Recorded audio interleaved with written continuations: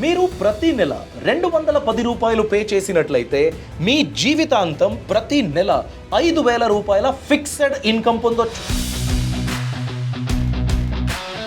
ఇది central government scheme. ప్రతి నెల కేవలం 42 రూపాయలతో ఈ స్కీమ్ మీద మీరు పెట్టుబడి పెట్టవచ్చు, లైఫ్ లాంగ్ ఫిక్స్డ్ ఇన్కమ్ పొందవచ్చు. ఈ స్కీమ్ కింద ట్రిపుల్ బెనిఫిట్ దొరుకుతుంది. మీరు సబ్స్క్రైబర్ అయితే మీ జీవితాంతం మీకు ఫిక్స్డ్ ఇన్కమ్ దొరుకుతుంది. మీరు లేకపోతే మీ హస్బెండ్ ఆర్ వైఫ్ అంటే స్పౌస్ కి అదే ఫిక్స్డ్ ఇన్కమ్ కంటిన్యూ అవుతుంది జీవితాంతం. మీ తర్వాత మీ స్పౌస్ తర్వాత మీరు ఎవరినైతే నామినీగా ఎంచుకున్నారో వాళ్ళకి కూడా లంసమ్ అమౌంట్ బెనిఫిట్ గా దొరుకుతుంది. చాలా తక్కువ పెట్టుబడితో సెంట్రల్ గవర్నమెంట్ గ్యారంటీతో మీకు బెనిఫిట్, మీ స్పౌస్ కి బెనిఫిట్, వాళ్ళు లేకపోతే మీ నామినీకి బెనిఫిట్ దొరికేటట్టు triple benefit central government scheme ని మీరు ఖచ్చితంగా సబ్స్క్రైబ్ చేసుకోవాలి. ఆ స్కీమ్ గురించి ఈ వీడియోలో డీటెయిల్ గా నేను ఎక్స్ప్లెయిన్ చేస్తాను. ఈ వీడియో ఎండ్ వరకు తప్పక చూడండి. నమస్కారం, నేను అభిషేక్ రామం. వయస్సైన తర్వాత మాకొక రెగ్యులర్ ఇన్కమ్ ఉంటే ఆ ఇన్కమ్ ఎప్పుడు స్టాప్ అవ్వకపోతే, అంటే నేను బ్రతికున్నంత కాలం నాకు ఆ ఇన్కమ్ వస్తూ ఉండాలి. అలాంటి ఒక ఇన్కమ్ ఉంటే ఎంత బాగుంటుంది కదా. ఇప్పుడు మెడిసిన్ గురించి కావాలి, నాకు ఏదో మంత్లీ ఎక్స్పెన్సెస్ ఉంటుంది, నాకు ట్రావెల్ ఎక్స్పెన్సెస్ కావాలి. వీటన్నిటి గురించి మీరు ఇంకెవరి మీదో డిపెండెంట్ అయితే బాగోదు. ఒకవేళ మీరు ఆ ఎక్స్పెన్సెస్ గురించి మీ ఏజ్ 60-65 ఇయర్స్ అయిన తర్వాత జాబ్కి వెళ్ళి దాన్ని సంపాదించుకోవాలంటే అదెంతో దురదృష్టకరమైన దుస్థితి అండి. అది ఎవరికి రాకూడదు. మన మైండ్ చెబుతుంది ఇప్పుడు కూడా నేను జాబ్కి వెళ్ళొచ్చు, నేను సంపాదిస్తా అని, కానీ మన బాడీ వినదు. అందుకేనండి చాలా చిన్న పెట్టుబడితో సెంట్రల్ గవర్నమెంట్ గ్యారంటీతో మీరు బ్రతికున్నంత కాలం ఈ బెనిఫిట్ని అనుభవించవచ్చు. ఈ స్కీమ్ పేరు అటల్ పెన్షన్ యోజన. దీన్ని సెంట్రల్ గవర్నమెంట్ 2015లో స్టార్ట్ చేసింది. దీని యొక్క ఉద్దేశం ఏంటి? ఎవరైతే పేదవారు ఉన్నారో, అలానే అన్ఆర్గనైజ్డ్ జాబ్ సెక్టార్లో ఉన్నారో వాళ్ళకి రెగ్యులర్ ఇన్కమ్ రావాలి. వాళ్ళ రిటైర్మెంట్ అయిన తర్వాత మెడిసిన్ గురించి, ఇంకేదో ఖర్చుల గురించి ఇంకెవరి మీద వాళ్ళు డిపెండెంట్గా ఉండకూడదు. లైఫ్ లాంగ్ పెన్షన్ ఉండాలి. ఈ స్కీమ్ బెనిఫిట్ ఎలా ఉందంటే ట్రిపుల్ బెనిఫిట్. నాకు బెనిఫిట్, నా వైఫ్కి బెనిఫిట్, మనం ఇద్దరము లేకపోతే నా నామినీకి బెనిఫిట్. ఇలాంటి స్కీమ్ ఇంకొకటి లేదు అనొచ్చు. అంత ప్రాఫిటబుల్ స్కీమ్ ఇది. ఓకే, ఎంత రిటర్న్స్ వస్తుంది, ఎంతవరకు మీకు బెనిఫిట్, దాన్ని నేను నంబర్స్తో సహా ఎక్స్ప్లెయిన్ చేస్తాను. ఆల్రెడీ 7,65,00,000 మంది ఈ స్కీమ్ కింద బెనిఫిట్ని పొందుతున్నారు. సో మీరు కూడా ఈ స్కీమ్ గురించి ప్లాన్ చేసుకోవచ్చు. జస్ట్ 42 రూపీస్ ఎవ్రీ మంత్ నేను పే చేసినా కూడా ఎవ్రీ మంత్ నేను పెన్షన్ని రెగ్యులర్గా పొందడానికి అవకాశం ఉంటుంది. అయితే ఈ స్కీమ్లో ఎలాంటి బెనిఫిట్లు కలుగుతుంది? ట్రిపుల్ బెనిఫిట్ అన్నాను కదా, దాని గురించి క్విక్గా తెలుసుకుందాం.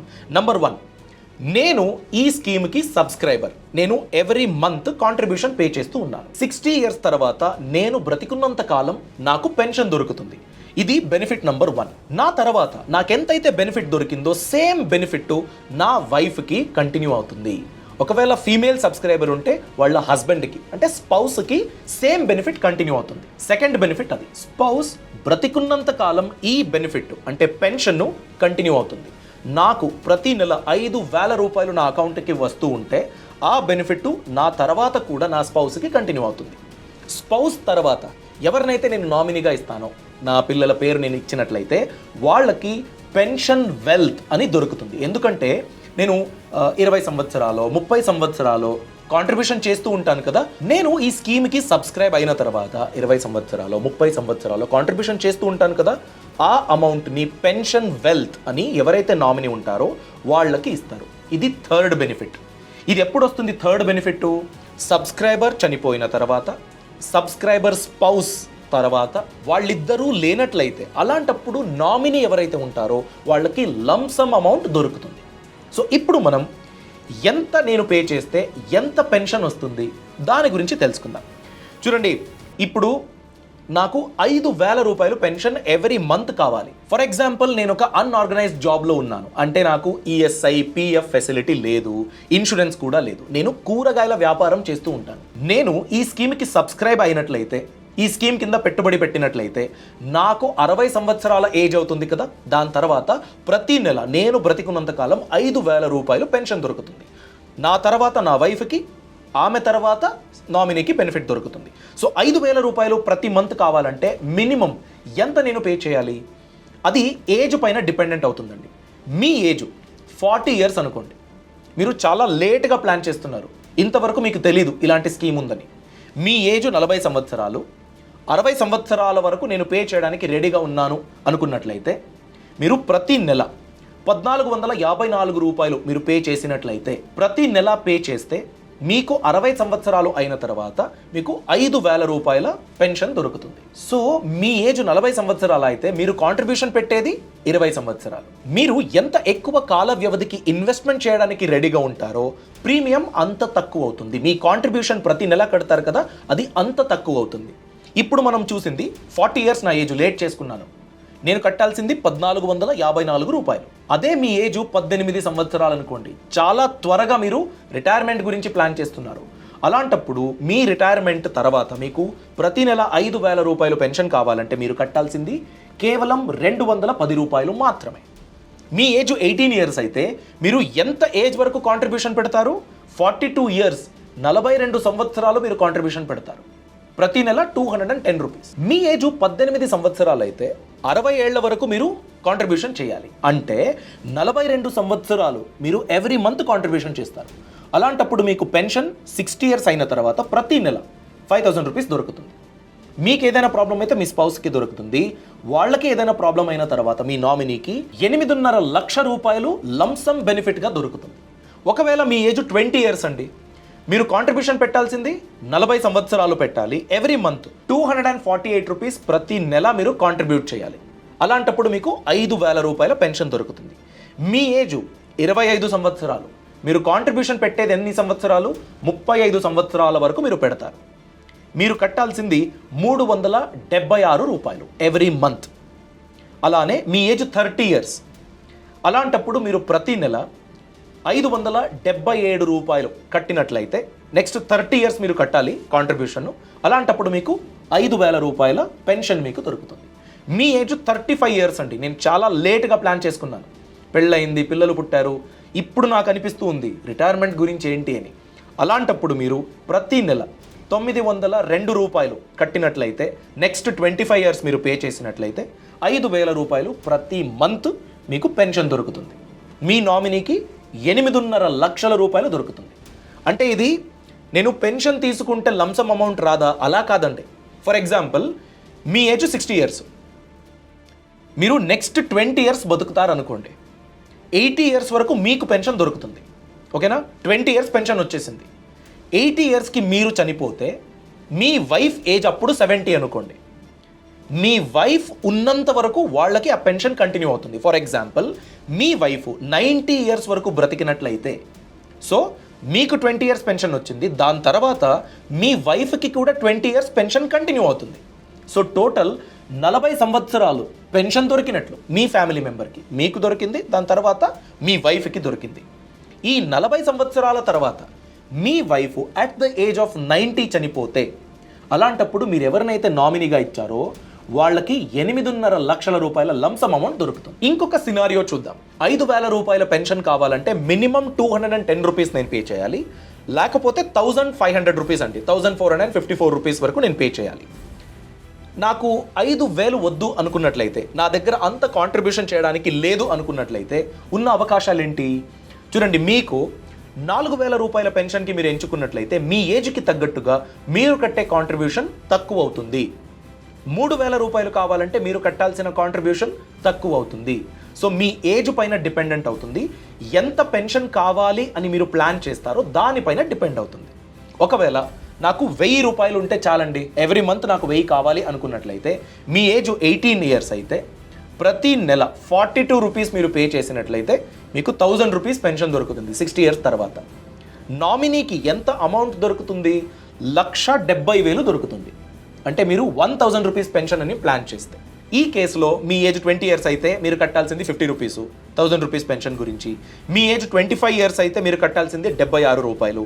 30 ఇయర్స్ అయితే 116 రూపాయలు. 35 ఇయర్స్ అయితే 181 రూపాయలు. 40 సంవత్సరాలు అయితే మీ ఏజ్, మీకు 1,000 రూపీస్ పెన్షన్ చాలు అనుకున్నట్లయితే 291 రూపీస్ మీరు కట్టినట్లయితే మీకు పెన్షన్ దొరుకుతుంది. సేమ్ అండి, ట్రిపుల్ బెనిఫిట్. మీకు, మీ తర్వాత మీ స్పౌస్కి, మీ స్పౌస్ తర్వాత నామినీకి లంసమ్ అమౌంట్. 1000 రూపాయల పెన్షన్కి లెక్కించినట్లయితే లంసమ్ అమౌంట్ అన్నది 1,70,000 దొరుకుతుంది. 5,000 రూపాయల పెన్షన్ గురించి డిస్కస్ చేసేటప్పుడు మీరు అనుకునే ఉంటారు, కాస్ట్ ఆఫ్ లివింగ్ చాలా పెరిగిపోయింది, ఈ అమౌంట్తో పెన్షన్ లైఫ్ వదిలేయండి, అంతవరకు అంటే 60 ఇయర్స్ వరకు నాకున్న రెస్పాన్సిబిలిటీస్కి ఎలా మేనేజ్ చేసుకోవాలి, ఒక్కొక్కసారి భయం వేస్తుంది అనేది మీ సిట్యువేషన్ అయితే మీరు తప్పకుండా term insurance, health insurance plan చేసుకోవాలి. ఎందుకంటే ఒక్క ఎమర్జెన్సీ సిట్యువేషన్ను మీ ఫ్యామిలీని ప్రాబ్లంలోకి నెట్టేస్తుంది. మీరు ఒక్కరే అర్నింగ్ మెంబర్ అనుకోండి, మీరు లేకపోతే మీ ఫ్యామిలీని ఎవరు పోషిస్తారు? అందుకే టర్మ్ ఇన్సూరెన్స్ మీరు తప్పకుండా కొనుగోలు చేయాలి. దాని గురించే పాలసీ బజార్ ఉంది. మీ ఏజ్ చిన్నదై పెద్దగా ఏం జబ్బులు లేవనుకోండి, అలాంటప్పుడు ప్రతి నెల 400 నుండి 500 రూపాయలకి మీరు 1 కోటి వరకు కవరేజ్ని పొందడానికి అవకాశం ఉంది. ఇక్కడ 51+ ఇన్సూరెన్స్ పార్ట్నర్స్ యొక్క పాలసీల్ని మీరు కంపేర్ చేసి మీకు ఏదైతే సూట్ అవుతుందో దాన్నే కొనుగోలు చేయొచ్చు. ఇప్పుడే ఆన్లైన్లో మీరు కొనుగోలు చేసినట్లయితే అప్ టు 15% డిస్కౌంట్ కూడా పొందొచ్చు. అలానే హెల్త్ ఇన్సూరెన్స్ అండి, ఇప్పుడు ఒక్క మెడికల్ ఎమర్జెన్సీ మన మొత్తం సేవింగ్స్ని ఖాళీ చేసేస్తుంది. దాని గురించి మీరు 400 to 500 రూపీస్ ప్రతి నెల పే చేసినట్లయితే ప్రీమియం రూపంలో మీరు డీసెంట్ కవరేజ్ని పొందడానికి అవకాశం ఉంది. ఆన్లైన్ రూపంలో కొనుగోలు చేసినట్లయితే అప్ టు 25% డిస్కౌంట్ కూడా పొందొచ్చు. అంతేకాకుండా 30-minute క్లెయిమ్ సపోర్ట్ ఉంటుంది. డెడికేటెడ్ రిలేషన్షిప్ మేనేజర్ సర్వీస్ కూడా దొరుకుతుంది. ఇక్కడ కూడా 51+ ఇన్సూరెన్స్ పార్ట్నర్స్ ఉంటారు. వాళ్ళ పాలసీని మీ డీటెయిల్స్ ఇచ్చేసి మీకు సూట్ అయితే మాత్రమే కొనుగోలు చేయండి. డిస్క్రిప్షన్లో లింక్ ఇచ్చాను, క్లిక్ చేసి మీ డీటెయిల్స్ ఎంటర్ చేసి కంపేర్ చేసి మీకు ఏదైతే సూట్ అవుతుందో దాన్నే కొనుగోలు చేయండి. Coming back to the topic, Atal pension Yojana scheme కింద నేను ఎన్రోల్ చేసుకోవాలి అన్నట్లయితే కండిషన్ను, క్రైటీరియా, ఎలిజిబిలిటీ ఇవన్నీ ఏంటి, దాని గురించి ఇప్పుడు తెలుసుకుందాం. చూడండి, అక్టోబర్ 2022 వరకు ఎవరైతే ట్యాక్స్ పే చేసేవారో వాళ్ళకి కూడా అటల్ పెన్షన్ యోజన కింద సబ్స్క్రైబ్ అవ్వడానికి అవకాశం ఉండేది. అక్టోబర్ 2022 తర్వాత ఆ రూల్ని తీసేసింది కేంద్ర ప్రభుత్వం. అంటే మీరు ఒకవేళ ఇన్కమ్ ట్యాక్స్ రిటర్న్స్ని ఫైల్ చేస్తూ ఉన్నట్లయితే, ఇన్కమ్ ట్యాక్స్ని పే చేస్తూ ఉన్నట్లయితే మీకు ఈ స్కీమ్కి అప్లై చేయడానికి అవకాశం ఉండదు. బేసిక్గా ఈ స్కీమ్ డిజైన్ చేసిందే పేదవారి గురించి, అన్ఆర్గనైజ్డ్ సెక్టార్లో ఉన్న వాళ్ళ గురించి. అందుకే మీరు ట్యాక్స్ పే చేస్తూ ఉన్నట్లయితే మీరు ఇన్ఎలిజిబుల్, మీరు అప్లై చేయడానికి అవ్వదు. ఒకవేళ నేను ఇప్పుడు స్టార్ట్ చేస్తాను, నా ఏజ్ 18 ఇయర్స్, 20 ఇయర్స్, 35 ఇయర్స్, నాకు ట్యాక్స్ కట్టేంత ఇన్కమ్ రావట్లేదు, నేను స్టార్ట్ చేస్తాను. ఒక 2 ఇయర్స్ తర్వాత నాకు ప్రమోషన్ వచ్చింది, నా శాలరీ ఇంక్రీజ్ అయింది, ఇప్పుడు నేను ట్యాక్స్ కట్టాలి. అలాంటప్పుడు పరిస్థితి ఏంటి? అలాంటప్పుడు మీరు already Atal pension Yojana start చేశారు, కాంట్రిబ్యూషన్ చేస్తూ ఉన్నారు, స్టార్ట్ చేసి ఒక 1 ఇయర్, 6 మంత్స్, 2 ఇయర్స్, దాని తర్వాత మీ శాలరీ ఇంక్రీజ్ అయ్యింది. నేను ఇంతకుముందు ట్యాక్స్ బ్రాకెట్లో లేను, ఇప్పుడు ట్యాక్స్ బ్రాకెట్లోకి వచ్చాను, నేను కాంట్రిబ్యూషన్ చేస్తూ ఉన్నాను, అలాంటప్పుడు నా అకౌంట్కి ప్రాబ్లం అవుతుందా? No problem. మీరు ఒక్కసారి కాంట్రిబ్యూషన్ స్టార్ట్ చేస్తే దాని తర్వాత మీరు ట్యాక్స్ కట్టినా కూడా ప్రాబ్లం లేదు. మీరు ట్యాక్స్ పే చేస్తూ ఉన్నట్లయితే అప్లై చేయడానికి అవకాశం ఉండదు. స్టార్ట్ చేసిన తర్వాత మీరు ట్యాక్స్ ఎలిజిబిలిటీ పొందినట్లయితే, ట్యాక్స్ పే చేస్తూ ఉన్నట్లయితే మీ అకౌంట్కి ఎలాంటి ప్రాబ్లం లేదు. Next point, age criteria. ఎవరు స్టార్ట్ చేయొచ్చు, ఎంత ఏజ్ వరకు మనం పే చేయొచ్చు, కాంట్రిబ్యూట్ చేయొచ్చు? మీ ఏజ్ 18 ఇయర్స్ అయితే మీరు స్టార్ట్ చేయొచ్చు. మాక్సిమం ఏజ్ లిమిట్ ఎంత? 18 ఇయర్స్ టు 40 ఇయర్స్. ఈ ఏజ్ బ్రాకెట్ మధ్యలో ఉన్న వాళ్ళు అప్లై చేసుకోవచ్చు. 40 ఇయర్స్ దాటిందనుకోండి, మీరు అప్లై చేయడానికి అవకాశం లేదు. So before 40 years, after 18 years మీరు స్టార్ట్ చేయొచ్చు. అటల్ పెన్షన్ యోజన అకౌంట్ని ఎక్కడ ఓపెన్ చేయొచ్చు? మీరు బ్యాంక్లో ఓపెన్ చేయొచ్చు, అలానే పోస్ట్ ఆఫీస్లో కూడా ఓపెన్ చేయొచ్చు. ఈ రెండిట్లో ఎక్కడ మీ అకౌంట్ ఉన్నా కూడా బేసిక్ క్రైటీరియా వాళ్ళు అడిగేది మీదొక బ్యాంక్ అకౌంట్ ఉండాలి. పోస్ట్ ఆఫీస్లో స్టార్ట్ చేయాలంటే పోస్ట్ ఆఫీస్ అకౌంట్ ఉండాలి. సో డెసిగ్నేటెడ్ బ్యాంకులో దొరుకుతుంది, అన్ని బ్యాంకులో ఈ స్కీమ్ ఉండకపోవచ్చు. మీరు ఒక ఎన్బిఎఫ్సికి వెళ్ళి అటల్ పెన్షన్ యోజన కావాలంటే ఉండకపోవచ్చు. నేషనలైజ్డ్ బ్యాంకులో ఖచ్చితంగా ఉంటుంది. అలానే పోస్ట్ ఆఫీస్ అకౌంట్ ఉన్నట్లయితే మీరు అటల్ పెన్షన్ యోజన అకౌంట్ని ఓపెన్ చేయొచ్చు. దీని గురించి నేను ప్రతి నెల బ్యాంకుకో పోస్ట్ ఆఫీస్కో వెళ్ళాలా? లేదండి. మీరు ఒక్కసారి అకౌంట్ ఓపెన్ చేయడానికి బ్రాంచ్ విజిట్ చేసినట్లయితే దాని తర్వాత మీరు ఆటోమేటిక్ అంటే ఆటో డెబిట్ ఆప్షన్ని ఎంచుకోవచ్చు. మీ అకౌంట్ నుంచి ఆటోమేటిక్గా ఏపీవై అటల్ పెన్షన్ యోజన స్కీమ్కి ట్రాన్స్ఫర్ అయ్యేటట్టు, ఆన్లైన్ డెబిట్ అయ్యేటట్టు మీరు ఆప్షన్ని ఎంచుకోవచ్చు. దీంట్లో మీరు పాటించవలసిన రూల్ ఏంటి? ఒకవేళ మినిమం బ్యాలెన్స్ ఉంది, నేను ప్రతి నెల 1వ తారీఖుకి పే చేస్తూ ఉన్నాను, మ్యాండేట్ ఇచ్చేసాను, నా అకౌంట్ నుంచి ఆటోమేటిక్గా కట్ అవుతుంది. ఏదో ఒక నెల మీ అకౌంట్లో బ్యాలెన్స్ లేకపోతే, పేమెంట్ మిస్ అయింది అనుకోండి, అలా మిస్ అయిన తర్వాత వితిన్ 30 డేస్ మీరు ఆ పేమెంట్ని కంప్లీట్ చేయాలి. మీ అకౌంట్కి ఆ బ్యాలెన్స్ని ట్రాన్స్ఫర్ చేసుకోవాలి. ఆ పేమెంట్ అయ్యేటట్టు మీరు చూసుకోవాలి. ఒకవేళ అలా అవ్వలేదనుకోండి, అలాంటప్పుడు మీరు పెనాల్టీ పే చేయాల్సి ఉంటుంది.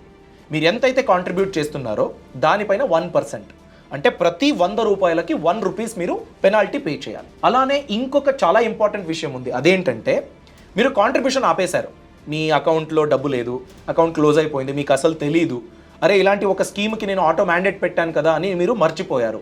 అలాంటప్పుడు 24 మంత్స్ మీకు అవకాశం ఉంటుంది ఆ అకౌంట్ని రివోక్ చేయడానికి. అంటే 24 నెలలు, 2 సంవత్సరాలు మీకు టైం పీరియడ్ ఉంటుంది.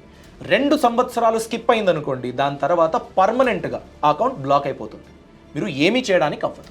ఇంకొక విషయం ఏంటంటే, మీ ఆటో డెబిట్ ఫెసిలిటీ అనేది ప్రాబ్లం అయిందనుకోండి, మీరు స్కిప్ చేసేసారు ఒక 2 నెలలో 3 నెలలో, అలాంటప్పుడు మీకు అది యాక్టివ్గా ఉండదు. మీరు మళ్ళీ బ్రాంచ్కి విజిట్ చేయాలి, దాని తర్వాత దాన్ని రివోక్ చేసుకోవాలి. సో దాని గురించి చాలా జాగ్రత్తగా ఉండాలి. ఇంకొక బెనిఫిట్ ఉంది, అదేంటో తెలుసా? నా దగ్గర ప్రతి నెల కట్టడానికి అమౌంట్ ఉండదు, లేకపోతే నేను మర్చిపోతాను, అది ప్రాబ్లం అండి. నేను 3 నెలలకు ఒకసారి పెట్టొచ్చా? పేమెంట్ చేయొచ్చు, కాంట్రిబ్యూషన్ చేయొచ్చు. 6 మంత్స్కి ఒకసారి చేయొచ్చా? చేయొచ్చు. సంవత్సరానికి 2 సార్లు అవుతుంది. లేదు, సంవత్సరానికి ఒకసారి నేను కట్టేస్తా.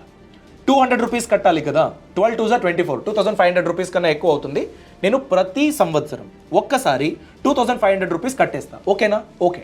అలాంటి ఆప్షన్ కూడా ఉంది. మీరు చేయాల్సింది ఏంటంటే, అకౌంట్ ఓపెన్ చేసేటప్పుడు క్వార్టర్లీ పే చేస్తారా, సెమీ యాన్యువలీ పే చేస్తారా, యాన్యువలీ పే చేస్తారా, దాని గురించి మీరు ఎంచుకోవాలి. మీరు అకౌంట్ ఓపెన్ చేశారండి, 60 ఇయర్స్ వరకు మీరు కాంట్రిబ్యూట్ చేయాలి. ఏదో ప్రాబ్లం అయింది, దురదృష్టవశాత్ 50 ఇయర్స్కి మీరు చనిపోయారు. అలాంటప్పుడు మీ స్పౌస్ ఏం చేయొచ్చు? ఈ అటల్ పెన్షన్ యోజన పరిస్థితి ఏంటి? అలాంటప్పుడు 2 ఆప్షన్లు ఉంటాయి. ఒకటి, మీ స్పౌస్ ఆ అకౌంట్కి కాంట్రిబ్యూషన్ని కంటిన్యూ చేయొచ్చు, మిగిలిన నెక్స్ట్ 10 ఇయర్స్ కాంట్రిబ్యూట్ చేసేసి ఆ పెన్షన్ని ఆ స్పౌస్ పొందొచ్చు, ఎవరైతే సబ్స్క్రైబర్ ఉన్నారో వాళ్ళ స్పౌస్. లేదంటే అక్కడ స్టాప్ చేసేసి డెత్ సర్టిఫికెట్, వేరే డాక్యుమెంట్స్ ఏదైతే అడుగుతారో దాన్ని సబ్మిట్ చేసేసి ఆ అకౌంట్ యొక్క ఓవరాల్ ఏదైతే అమౌంట్ ఉంటుందో దాన్ని స్పౌస్ ట్రాన్స్ఫర్ చేసుకోవచ్చు, పొందొచ్చు. ఇలాంటి ఆప్షన్ కూడా ఉంది. అందుకేనండి, నాకు గవర్నమెంట్ జాబ్ లేదు, పెన్షన్ ఎలా వస్తుంది అని ఫీల్ అవ్వకండి. గవర్నమెంట్ యొక్క ఈ స్కీమ్ బెనిఫిట్ని ప్రాపర్గా ప్లాన్ చేసి మీరు పొందండి. చూడండి, ప్రతి నెల నేను 210 రూపీస్ పే చేస్తానంటే 42 సంవత్సరాలు పే చేసినా కూడా 1,00,000 రూపాయల కన్నా ఎక్కువ పే చేయను. నాకేదైనా ప్రాబ్లం అయితే నాకు పెన్షన్, నా వైఫ్కి పెన్షన్, నా ఫ్యామిలీ నామినీకి 8.5 లక్షల రూపాయలు ఏ స్కీమ్లో దొరుకుతుంది. సో ప్రాపర్గా ప్లాన్ చేసి ఈ స్కీమ్ యొక్క బెనిఫిట్ని మీరు పొందుతారని నేనైతే ఆశిస్తున్నాను. ఈ ఇన్ఫర్మేషన్ మీకు నచ్చినట్లయితే లైక్ చేయండి, మీ అభిప్రాయాన్ని కామెంట్ సెక్షన్లో తప్పకుండా తెలియచేయండి. Thanks for watching. All the best. Boss Wala. Be the boss.